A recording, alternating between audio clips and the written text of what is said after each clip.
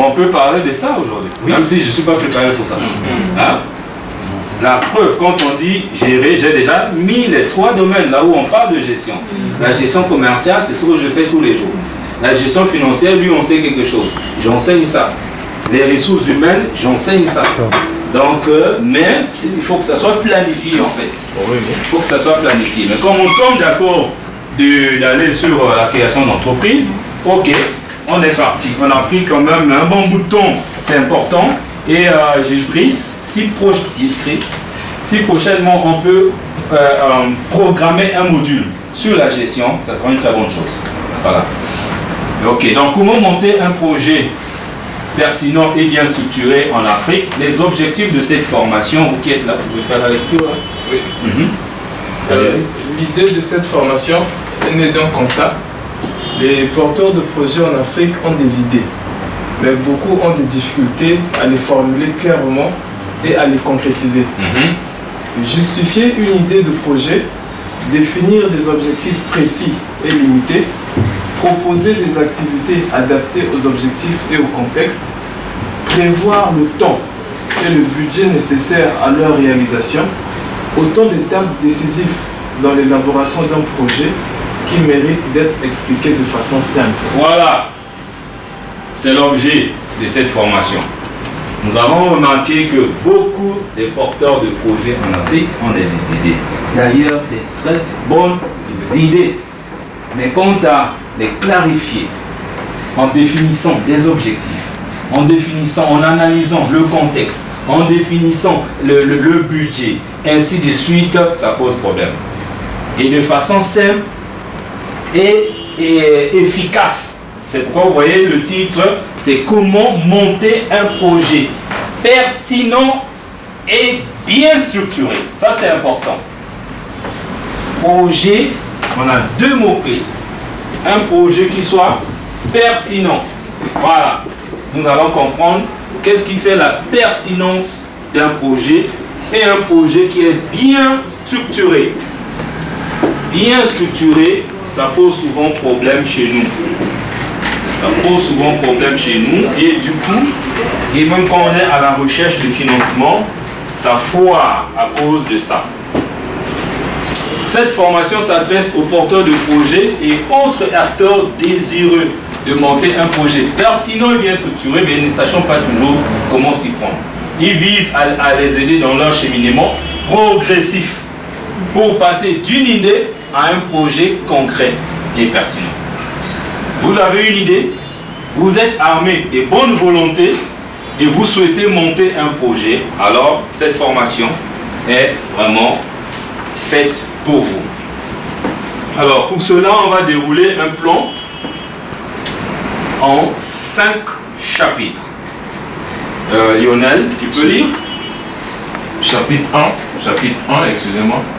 Importance de la préparation mentale et de l'exécution d'une idée de projet. Chapitre 2.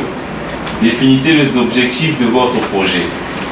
Choisissez votre stratégie et identifiez les bénéficiaires de votre projet en 4 points. 3. Planifiez votre projet. Concrétisez votre idée en un projet réalisable. 3 points. En 3 points. En 3 points. Chapitre 4. Comment présenter et synthétiser vos idées et vos choix dans un document de projet. 5. Tout ce qu'il faut savoir sur le financement des projets en Afrique. Bien, ça c'est un chapitre que j'ai ajouté, il est assez dense et je ne sais pas si on va l'aborder aujourd'hui.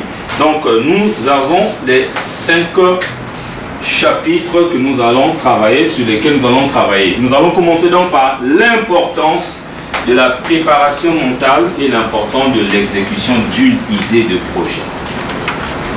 Donc, préparation mentale et exécuter une idée de projet. Pourquoi se préparer mentalement est important en tant qu'entrepreneur ou futur entrepreneur? Et pourquoi prendre le temps d'exécuter, de mettre en œuvre son idée de projet est aussi important. Parce que nous voyons beaucoup de gens qui ont des idées, de bonnes idées, ils ont même déjà des projets bien élaborés, mais qui ne sont pas exécutés pour X, Y raison. L'exécution d'une idée de projet. Alors on va commencer par la préparation mentale. L'importance de la préparation mentale pour réussir dans l'entrepreneuriat. Pour cela, nous allons parcourir juste quelques exemples des entrepreneurs qui ont changé le monde grâce à une bonne préparation mentale. J'aime bien utiliser cet adjectif. Grâce à une bonne préparation mentale, il y a des entrepreneurs qui ont changé le monde. Est-ce qu'il y a des entrepreneurs ici qui veulent changer le monde? Presque tout le monde. Ça m'étonnerait s'il n'y avait personne. J'allais même arrêter de parler et sortir. Oui, parce que si vous voulez aller loin dans l'entrepreneuriat, celui qui fait les œufs, je ne sais pas quel est, on va dire, le slogan de ton entreprise. Je ne sais pas si tu as pensé à ça, ou la vision de ton entreprise. Qu'est-ce qui a fait de Bill Gates ce qu'il est devenu? Il rêvait une chose: trouver un ordinateur portable dans chaque ménage sur la planète Terre. D'accord? Donc, quand on est dans le business aujourd'hui, s'il vous plaît, ne vous arrêtez pas au niveau congolais. Voyez minimum l'Afrique, minimum. Sinon le monde. Donc, réfléchissez sur comment est-ce que vos produits et services peuvent changer le monde, peuvent changer les habitudes, peuvent apporter une solution à des problèmes. Toute entreprise est toujours née sur une frustration personnelle du porteur de projet. En d'autres termes, plus de frustration, plus d'entreprise et la vie est belle. Normalement. Bien que ce n'est pas ça que nous voyons. C'est pas ça, mon cher ami? Oui. Alors, et ça demande une bonne préparation mentale. Quelques exemples. Thomas Edison. Presque tout le monde connaît l'histoire de Thomas Edison. En 1879, alors qu'il avait 32 ans. Thomas Edison voulait faire quoi? Il voulait créer, inventer l'ampoule électrique. Donc, l'ampoule électrique qu'on voit là a été créée par le monsieur ici. Mais pour arriver à faire allumer une ampoule électrique, et il a dû faire 9999 tests ou échecs. 9999, donc on va dire 10 000 tentatives. 10 000 tentatives dans son projet. Encore, il fait aujourd'hui, ça ne marche pas. Il fait demain, ça ne marche pas. Après demain, ça ne marche pas. Ainsi de suite jusqu'à 9999 fois. S'il vous plaît. Comment est-ce que quelqu'un peut supporter jusqu'à ce point s'il n'a pas une bonne préparation mentale, psychologique, émotionnelle? La majorité des gens laissent tomber. À une 5e tentative, tout au plus. Tout au plus, à une 5e tentative, il lance son entreprise aujourd'hui. Après 2 ans, ça ne marche pas, il abandonne. Est-ce que vous êtes prêts à continuer? Encore et encore. 2 fois, 3 fois, 10 fois, 50 fois, 100 fois, jusqu'à ce que ça marche. Si vous êtes dans cet état d'esprit, vous êtes sur le boulevard du succès.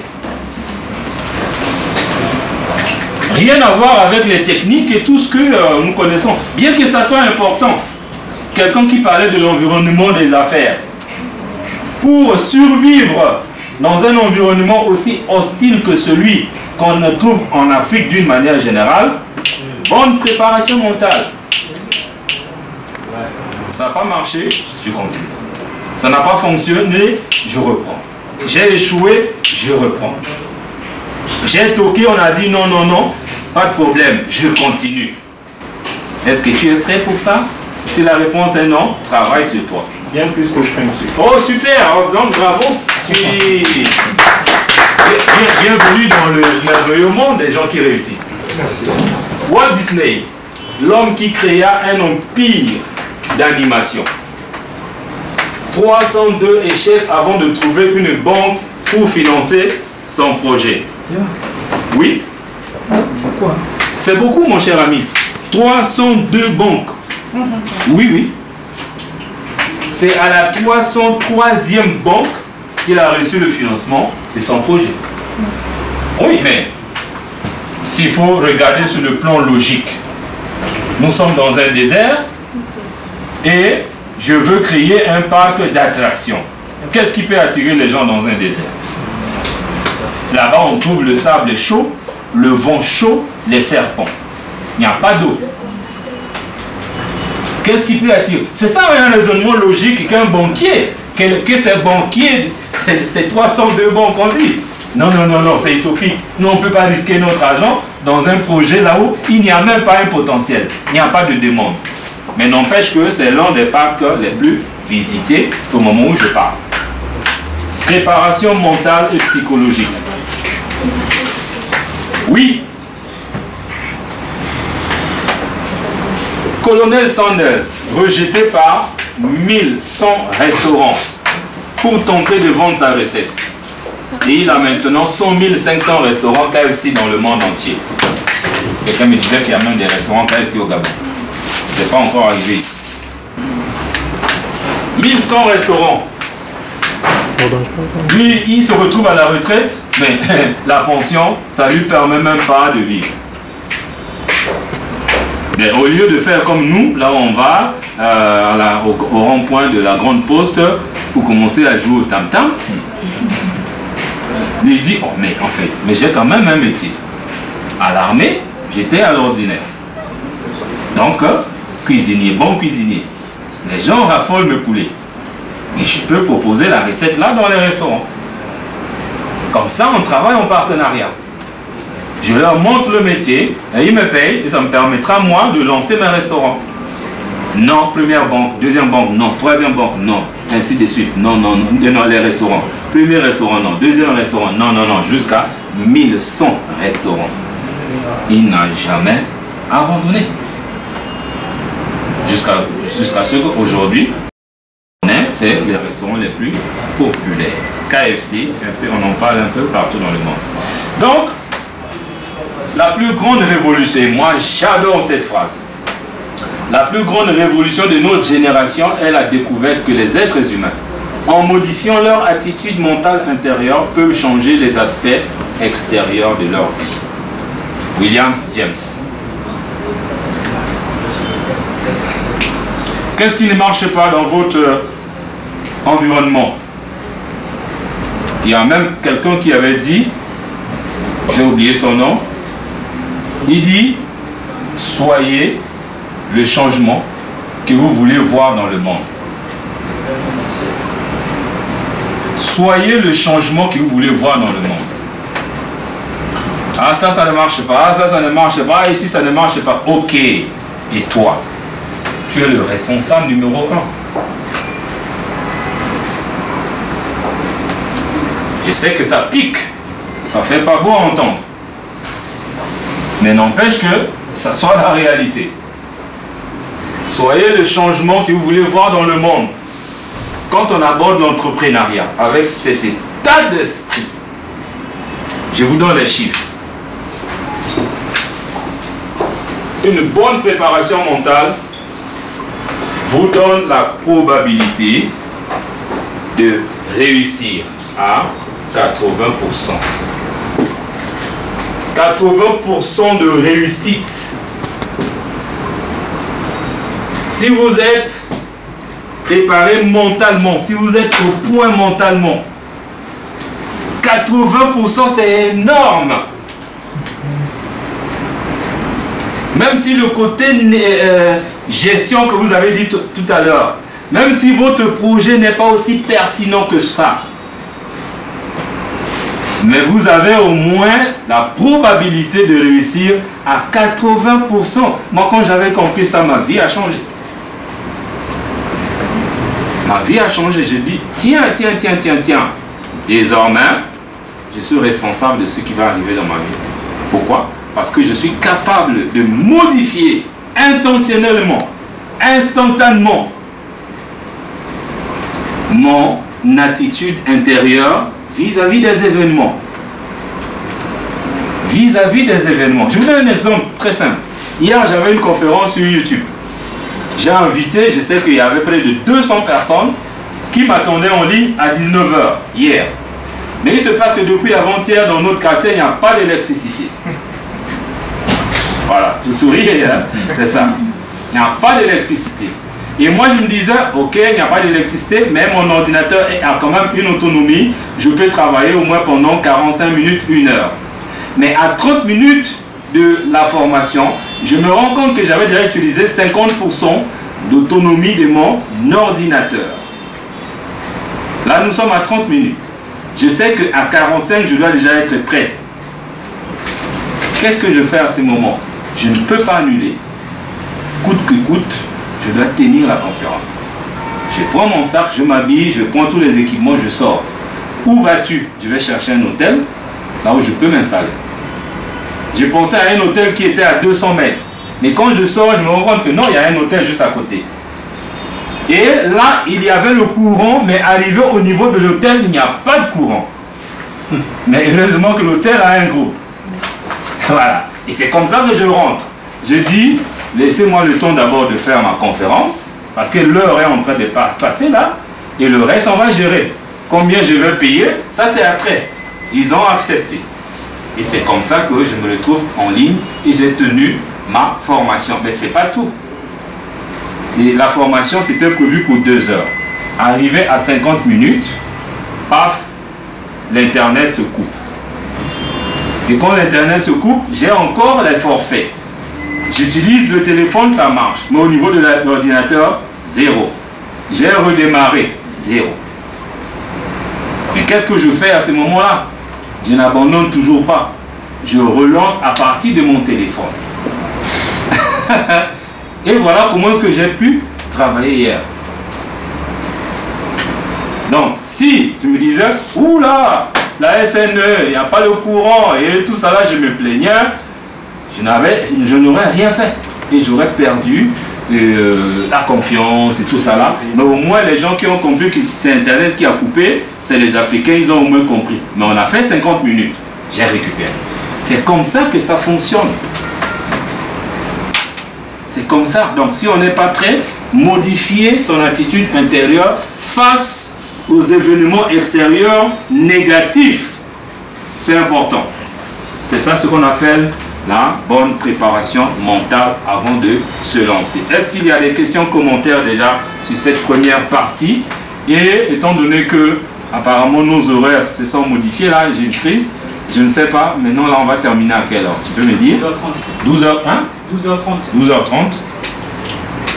Ok, 1 heure, bien, on a 1 heure, 11h30, 12h30. Est-ce qu'il y a des questions, des commentaires par rapport à cette première partie qui, retenez ça, hein, revêt une importance capitale dans votre vie d'entrepreneur? 80% de bonne psychologie. Vous avez vu ce qui s'est passé avec Dangote. Bon, je n'ai pas creusé l'information. Quand on est entrepreneur, on peut comprendre pourquoi certains événements. Vous investissez des gros moyens, mais après, vous n'avez pas ce que vous attendez. Et alors, au niveau là, c'est en termes de milliards. Et là, il faut relancer. Ce que ça coûte, c'est énorme.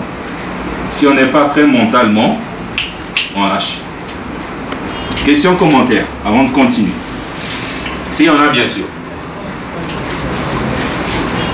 Et si on peut résumer, si vous voulez qu'un travail soit bien fait, faites-le vous-même. Voilà, si vous voulez qu'un travail soit bien fait, faites-le vous-même. Bien. Nous sommes toujours dans le premier chapitre. Nous allons maintenant parler de l'importance de l'exécution d'une idée de projet. Je vais parler de la préparation mentale et l'importance de l'exécution d'une idée dans le premier chapitre. Vous pouvez lire, qui est à côté là. Tout le monde a des idées, mais tout le monde ne les met pas en pratique. Une idée de business, c'est celle qui est mise en pratique. Pourquoi? Parce qu'on peut transformer une mauvaise idée en bonne idée en la mettant en œuvre. Important. Parce qu'il y a des gens qui attendent que tout soit fait prêt avant de se lancer. Et pourtant, il y a un avantage énorme dans la mise en pratique de son idée. Parce qu'il y a une possibilité de transformer une mauvaise idée en bonne idée lorsqu'on la met en pratique. Nous avons par exemple ce tableau de notation des idées. Vous allez voir que avec une idée basique qui a une note de 1, lorsqu'il y a une bonne idée, donc lorsqu'on l'exécute bien, sa valeur est de 100 000 €. Une idée basique avec une note de 1. Si on l'exécute bien, sa valeur est de 100 000 €. Si on l'exécute très bien, sa valeur de 1 million d'euros. Mais par contre, une idée géniale, comme vos idées, hein, vous avez toutes les idées géniales, mais avec une exécution basique, sa valeur est de 20 000 €. Alors qu'une idée basique avec une bonne exécution, sa valeur est de 100 000 €. L'écart est déjà grand. Et ça, c'est selon les recherches. Une idée géniale avec une bonne exécution, la valeur est de 100 000 €. Alors qu'une idée basique avec une bonne exécution est à 1 million d'euros. Le plus souvent, nous n'avons pas ça à l'esprit. On s'arrête à une bonne idée. Ah oui, j'ai une bonne idée. J'ai fait l'étude de marché. Il y a le besoin qui est là. Il est réel. Comme la fabrication des craies ou je ne sais pas quoi. Tous ici, vous avez des bonnes idées, des bons projets. Mais qu'en est-il de leur exécution? C'est ça le grand point d'interrogation. Quand vous allez l'exécuter, comment vous allez l'exécuter? C'est ça le grand point d'interrogation. On n'y pense pas assez. On n'y pense pas assez. Comment est-ce que je peux faire pour exécuter correctement mon idée? Pour que ça soit une réussite en termes de lancement, en termes d'exécution. Qu'est-ce que je peux faire? Qui je peux contacter? Qui peut m'aider? Qui peut m'aider? Sur quel levier je peux m'appuyer pour faire un bond en avant? Voilà le genre de questions qui tournent en rond dans le cerveau des chefs d'entreprise, des porteurs de projets. Et Anthony Robbins disait, bonne question, bonne réponse. Mauvaise question, mauvaise réponse. Je donne un exemple. Vous avez une idée géniale, mais vous avez peur. À cause de quoi? À cause de l'environnement qui est hostile. Ah. Vous avez peur à cause de l'environnement. Quel genre d'exécution vous allez avoir? Bonne, très bonne ou basique? Ça va baisser, hein? Votre exécution va baisser. Ça sera basique. Et vous tombez là. Et dit, idée géniale, la valeur de votre business baisse. Très important. Et là, ici, vous êtes à Kosala. Kosala, c'est un booster des entreprises, à ce que je sache. Est-ce que vous avez déjà... Non, c'est vrai que j'ai écrit cela, mais c'est pas grave. Vous avez déjà réfléchi sur comment sucer, voilà le mot. Comment sucer Kosala, hein? Comment profiter à fond. Parce que quand je vous vois avec tout ce qui est là, comme accompagnement et tout pour vous, je me dis, mais est-ce que les gars, qu'est-ce qu'ils font en fait pour en profiter à fond? Je dis bien, à fond, au millimètre près. Pensez-y, réfléchissez-y. Allez, moi, ce que j'ai remarqué de ma vie d'entrepreneur, c'est quoi? Un entrepreneur passe plus de temps à réfléchir. C'est clair. À créer des plans, à mettre en place des stratégies. C'est un guerrier. À contourner les obstacles. Voyez un peu les grosses sociétés que nous avons à Brazzaville. Imaginez un peu qu'est-ce qu'ils font à longueur de journée. Vous allez comprendre que, franchement, ils ont des salles où personne ne rentre. Ils sont fermes là peut-être pendant 2 heures, 3 heures, en train de créer, de réfléchir, de mettre des stratégies. C'est ça la vie d'un entrepreneur. Et moi, ce qui me cœur, c'est quoi? Trouver un endroit calme pour réfléchir, c'est pas une mince affaire ici à Brazzaville.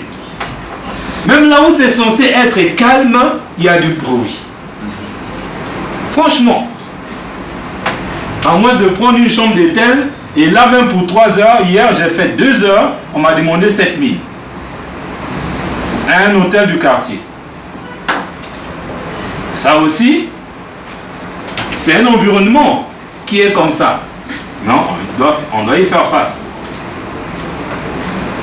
Important de réfléchir sur l'exécution, la bonne exécution de vos idées. L'idée de départ ne fait que lancer la machine. Si vous demandez à des entrepreneurs quelle était leur idée de départ, il y a de grandes chances qu'ils vous disent qu'elle était bien différente de ce qu'ils font maintenant. Tout simplement parce que leur idée a évolué. C'est pour cela qu'il faut adapter son idée en permanence pour répondre le mieux possible à un problème donné. Dans 5 ans, soit vos idées que vous avez là vont subir beaucoup de modifications, soit vous pourrez même les abandonner. Dans 5 ans. Mais non, il faut bien préparer, il faut être flexible. Il faut être vraiment flexible. Sinon, c'est la chute. C'est pour ça que les recherches, selon les recherches, il n'y a que 1 à 2% des entreprises qui dépassent le cap de 5 ans de croissance. Parce que c'est pas parce que vous voyez toujours au salarié ouvert, les bureaux, il y a des gens qui travaillent, que ça évolue. Hein? Non. On a vu beaucoup des entreprises comme ça. Ah ouais. Les gens travaillent, oui, non. Mais vous pensez que ça évolue? Non. Il y a déjà des formes invisibles, les portes invisibles qui sont fermées à cela des années. Ce que vous voyez là, c'est la forme. Pourquoi? Parce qu'une entreprise est née pour créer le profit. Point final. Vous comprenez? Oui. Ah oui. Une entreprise est née pour créer le profit. Point final. S'il n'y a pas de profit, vous êtes, la fermeture vous guette.